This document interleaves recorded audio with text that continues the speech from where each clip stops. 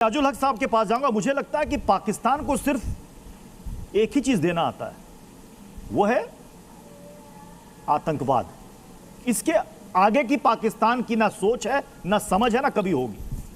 और यहां पर भी आप अपनी फौज, आपकी फौज को अब हम क्या ही कहें, आपकी फौज और आतंकवादियों में कोई फर्क नहीं है। तो वहां की जनता के साथ, वहां की आवाम के साथ, निर्दोषों के साथ वही कर रही है। वो कह रहे हैं आटा दे दो, दाल दे दो, चावल दे दो, अपना हक दे दो, और आप क्या कर रहे हैं? गोली मार रहे हैं। और आप आदेश क्या दे रहे हैं? जहां दिखे गोली मार दो। और इससे आप कहते हैं साहब पीस, शांति, अमन पाकिस्तान में। ये आपकी शांति?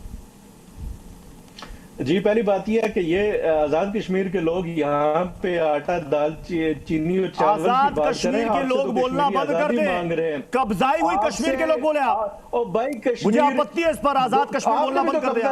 ये आपकी कब्जाई हुई कश्मीर। इसके ऊपर आपत्ति है कि आप जो आप कहिए कब्जाई हुई कश्मीर। कश्मीर किसी की मलकियत नहीं है, कश्मीर सिर्फ कश्मीर, अरे हिंदुस्तान की है, कश्मीर सिर्फ कश्मीरियों के है। किसी हिंदुस्तान की कश्मीर हमारा, जहां कब्जा करके बैठे वो भी हमारा। कश्मीर किसी का नहीं है, कश्मीर सिर्फ कश्मीरियों का है। किसी के वालिद साहब के लिए मुंगेरी लाल बन जाइए, कोई दिक्कत नहीं है, बन जाइए कुछ देर के लिए। कश्मीर जो है जी, कश्मीर जो है वो सिर्फ कश्मीरियों का है, कश्मीर के अलावा और किसी का नहीं है। अरे तो साहब जहां पर आप छोड़ क्यों नहीं देते हैं उसको? अरे साहब जहां पर कब्जा करके बैठे हो कश्मीरियों, आप वहां के लोगों को बुनियादी सुविधाएं भी नहीं दे रहे हो। बाबा मैं खुद कश्मीरी हूं, मैं कश्मीर छोड़ के कहां जाऊं, मुझे ये बताएं। पाकिस्तान क्यों नहीं छोड़ देता उनको भाई? अरे बाबा मैं खुद कश्मीरी हूँ, मुझे बताया। मैं कश्मीर, यहाँ आपने जो मेहमान बैठे गए थे, मुझे लंदन में फला आदमी मिला, उसने मुझे ये बताया, मुझे फला मिला, उसने मुझे। यार कोई ढंग की बात करें। आप नेशनल टेलीविजन के ऊपर बैठे हुए, आप वो सांबा के जंगलों की बात करें जहां हजारों की तादाद में कश्मीरियों को कत्ल किया गया था। आप उस 8 लाख की फौज का जिक्र करें जो 73 सालों से वहां बैठी हुई है, लोगों को कत्लेआम कर रही है। यासीन मलिक जेल के अंदर है, जिंदगी और मौत की कशमकश के अंदर है। हुर्रियत क़यादत सारी जो आजादी की बात कर रहे हैं वो सारे गिरफ्तार है, अरेस्ट है। आप उनकी बात करें फिर हमें पता लगे कि आप कितने खैर खां हैं। आप ही के बयान से पता चल रहा है कि आपको आतंकियों के लिए कितनी हमदर्दी है। आपको आतंकियों के लिए कितनी हमदर्दी है। आप एक्सपोज हो रहे हो। जो आजादी, आप इस वक्त एक्सपोज हो रहे हैं पूरी दुनिया के सामने।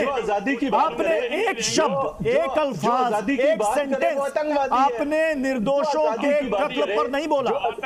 अभी आपने कम से कम 4 से 5 नाम गिना दिए और आतंकियों के लिए आपने अपनी हमदर्दी दिखा दी। इससे बड़ा अरे साहब क्या बात कर रहे हैं? जो आजादी की बात करे वो आतंकी, उससे बड़ा कौन? संजय सोई सर, मुझे हैरानी हो रही है।